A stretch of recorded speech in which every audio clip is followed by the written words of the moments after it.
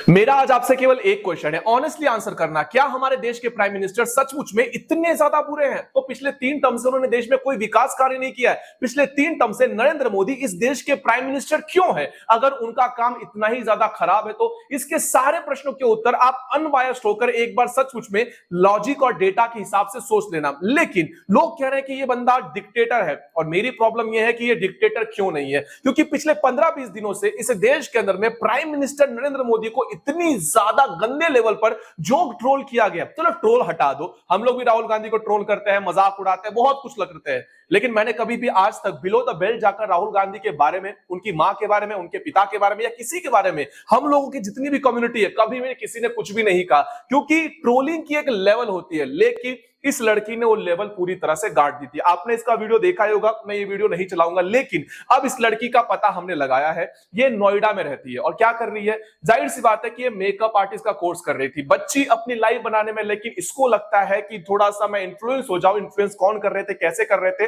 वो आगे बात करेंगे। लेकिन जब हमने इसके ऊपर एफआईआर किया, उसके बाद इसका एक पब्लिक अपॉलॉजी वीडियो आया। जुलाई को मैं सीपी गई थी अपने फ्रेंड्स के साथ, फिर वहाँ पे प्रोटेस्ट हो रहा था, मैंने वहाँ पे कोप पी, वहाँ पे ग्रुप्स बने हुए थे बहुत सारे, वो लोग बहुत चीज़ें बोल रहे थे, बहुत गालियाँ दे रहे थे प्रधानमंत्री जी को। उन लोगों के इन्फ्लुएंस में आके कि तुम लोग भी बोलो, तुम लोग भी बोलो, कोई सब बोलो करके मैंने बहुत चीज़ें बोली।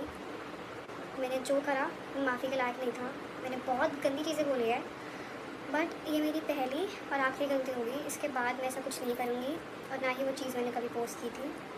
मैं पूरे देश से माफ़ी मांगती हूँ। इस लड़की से माफी मंगवाकर हमें कुछ नहीं मिला, ना ही हमें कोई सैटिस्फैक्शन मिला हुआ है। बस ये एक एग्जांपल था कि जब आपको फ्रीडम ऑफ स्पीच मिलता है तो उसमें बहुत से कैटेगरीज आते हैं। जब आपके पास स्वतंत्रता होती है कहने की, तो कुछ भी कहने का साहस नहीं किया जाता। और जिनसे ये लड़कियां, छोटे छोटे बच्चियां जो है इन्फ्लुएंस हुई थी, किन से इन्फ्लुएंस हुई थी? आप ही बता दो कि सीजेपी के प्रोटेस्ट को आपने समर्थन क्यों दिया था? Just because of the student, और मेन पर्सन कौन था? ये सोनम वांगचुक। अब सोनम वांगचुक, जब ये सारी चीजें क्लियर हो गई थी, तो सोनम वांगचुक ने कहा कि मैं अब लद्दाख जा रहा हूं, वाया ट्रेन जाऊंगा। और ट्रेन में जाने के बाद उन्होंने कहा कि ट्रेन सर्विसेज इंडिया गवर्नमेंट ने, इंडियन रेलवे ने बहुत अच्छा कर दिया है। Guess what? जिस सीजेपी को आप इतना सपोर्ट कर रहे थे, जिस सीजेपी के लिए इस बंदे ने 20 दिन तक अनशन किया था, उसी लोगों ने इससे भी ट्रोल करना स्टार्ट कर दिया। अब उसके बाद जब सोनम वांगचुक भड़क गया, तो सोनम वांगचुक ने वहां से रिलीज किया एक वीडियो और लोगों को समझाया, खास करके सीजेपी वालों को। मुझे कैसे गर्व है भारतीय रेल पर, जो इंजीनियरिंग प्रोजेक्ट कश्मीर तक के रेलवे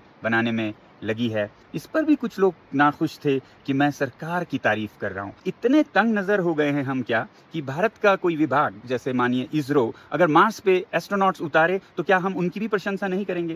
अरे भारतीय रेल भारत की रेल सेवा है, कितने ही हजारों इंजीनियर्स ने, अफसरों ने मिलकर ये रेलवे लाइन बिछाई है, क्या इसकी हम प्रशंसा ना करें? सोनम वांगचुक को एक्सप्लेनेशन वीडियो क्यों बनाना पड़ा पता है? क्योंकि इंडियन रेलवे की उसने तारीफ कर दी कि देश में पॉजिटिव चेंज आ रहा है। इनको क्या ही पता चलेगा कि नॉर्थ ईस्ट में पहली बार 75 सालों में अगर ट्रेन पहुंचा है तो कितनी बड़ी बात है। और जो भी पॉजिटिव चीजें अगर आप अपने देश के बारे में बताते हो, तो फिर आप चाहे कोई भी हो, आप जिनके लिए प्रोटेस्ट कर रहे थे, अनशन पर बैठे थे, वो आपको ट्रोल करेंगे, बिकॉज उनके जो आइडियोलॉजी है या प्रोपेगेंडा है, या उनका जो एक आम आदमी पार्टी के जितने भी चहेते लोग हैं, उनको अगर वो पसंद नहीं आया तो आपको ट्रोल किया जाएगा। अब जाहिर सी बात है कि सीजेपी वाले सत्ता में क्यों आना चाहते हैं? मतलब सत्ता में इन लोगों ने चैलेंज कैसे किया स्टूडेंट्स को लेकर, स्टूडेंट्स को हथियार बना के। तो झारखंड के अंदर में भी तो बच्चे प्रोटेस्ट कर रहे हैं, ये हाथों में मशाल लिए हुए बच्चे जो रास्ते पर उतरे हुए हैं, ये इंडी अलायंस के गवर्नमेंट के साथ है, कांग्रेस वालों के साथ है।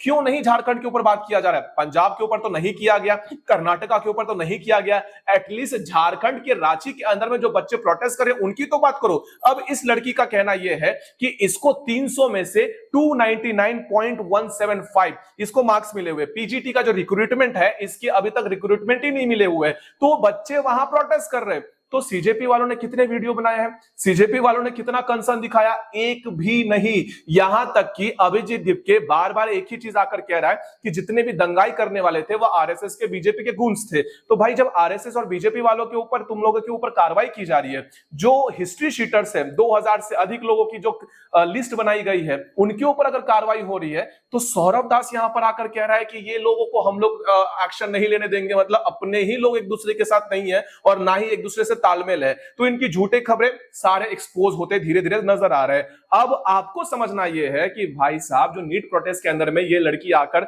गाली गलौज करके गई थी, इसका बैकग्राउंड क्या है? ये नचनिया है। चलो अच्छी बात है, इसका वो डांस का काम है, लेकिन द लैंग्वेज जो इन्होंने यूज किया हुआ है वो दिखाता है कि आप रोड छाप व्यक्ति हो। और इसके बाद अभिजीत का क्या कहना ये है कि गाली देने की वजह से किसी के ऊपर आप जेल नहीं पहुंचा सकते। तो इस लड़की को जरा ध्यान से देखिए, जेल से बाहर आने वाली लड़की चितड़े है, जिसका नाम है केतकी चितड़े। ये महाराष्ट्र के ब्राह्मण कम्युनिटी की है। अब मैं इसको ब्राह्मण कम्युनिटी की इसलिए कह रहा हूं क्योंकि ब्राह्मण होने की वजह से भी इसे टारगेट किया गया था। इसने शरद पवार के अगेंस्ट में एक कविता को शेयर किया, जिसके बदौलत इसे 40 दिन तक जेल के अंदर ठूसा गया था। यह है गाली देने का अंजाम। मुझे कोई ऐसा एक व्यक्ति दिखा दो जो नीट का स्टूडेंट हो, वो प्रोटेस्ट में आया हो, मोदी की मां बहन की गालियां देकर निकल गया हो और उसे 40 दिन तक जेल में रखने का प्रावधान कर दिया हो। एक नहीं मिलेगा। यहां फ्रीडम ऑफ स्पीच नहीं चलता है, लेकिन फ्रीडम ऑफ स्पीच के नाम पर इस देश के अंदर में सनातन का अपमान बहुत अच्छे से किया जाता है। जैसे कि ये भगवा वस्त्र पहने जो पप्पू यादव है, सामने अवधेश प्रसाद को देखते उसके पैरों में गिर पड़ता है। समाजवादी पार्टी का ये नेता है और ये निर्दलीय है, लेकिन पहले ये कांग्रेस का हुआ करता था। पप्पू यादव जो बिहार के पूर्णिया का सांसद है।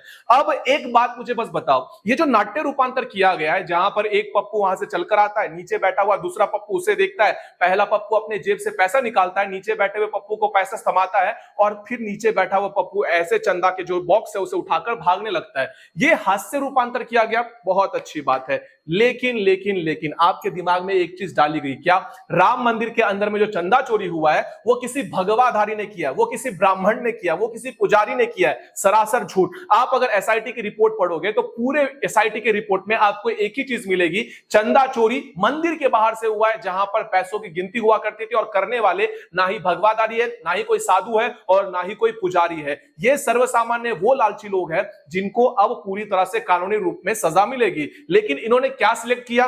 पूरा रूप से भगवा धारण कर लिया है ताकि भगवा को अपमानित किया जा सके। मैं अवधेश प्रसाद से, उसे तो बाद में जनता सबक सिखाई देगी, लेकिन पप्पू यादव और दूसरे पप्पू से पूछना चाहता हूं कि जब पहलगाम में ऐसे ही जो हरे चादर वाले हैं जिन्होंने AK-47 लाया था और हमसे हमारा धर्म पूछा था, उसके बाद कर दिया था, क्या सेम रूपांतर इसी तरीके से किया जाएगा?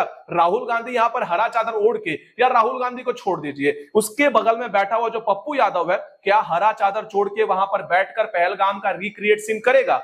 बिल्कुल नहीं करेगा। लेकिन इन्होंने अपमान किसका किया है? ये मोदी से लड़ो, बीजेपी से लड़ो, सनातन से लड़ने का कौन सा शौक चढ़ा हुआ है तुम्हें? और तुम लोगों को लगता है कि ये सारी नौटंकियां करके तुम यूपी का इलेक्शन जीत जाओगे? नहीं जीत पाओगे। थोड़ा सा अपना विवेक बुद्धि का उपयोग करो। तुम्हारी हैसियत क्या है ये पूरी जनता अच्छे से समझ चुकी है। दो कौड़ी के लोग हो, दो टोके की सोच है और इस सोच के साथ तुम नहीं जीत पाओगे।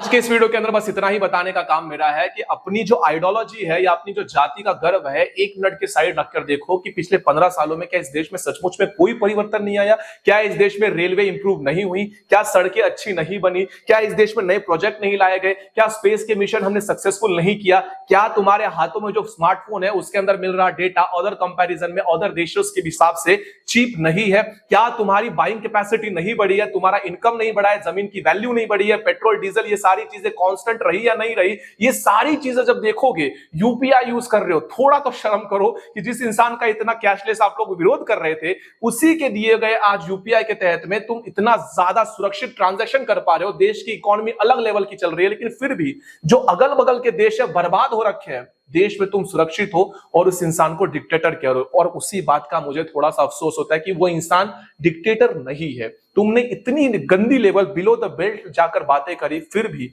उन्होंने लाइव आकर क्या कहा? बच्चे हैं माफ कर दो। और हम बस इसी बात से नाराज है कि बच्चे हैं, लेकिन ये बच्चे कहलाने के लायक भी तो नहीं है और वो इंसान वो डिक्टेटरशिप नहीं कर पा रहा है। एक बार बन जाओ इंदिरा गांधी, एक बार बस अपने विरोधकों को सीधे जेल में ठूस दो, सारे सोशल मीडिया एप्स के ऊपर रिस्ट्रिक्शंस लगा दो, जितने भी तुम्हारे विरोधक है सभी को जेल के अंदर ठूस दो, खेल खत्म।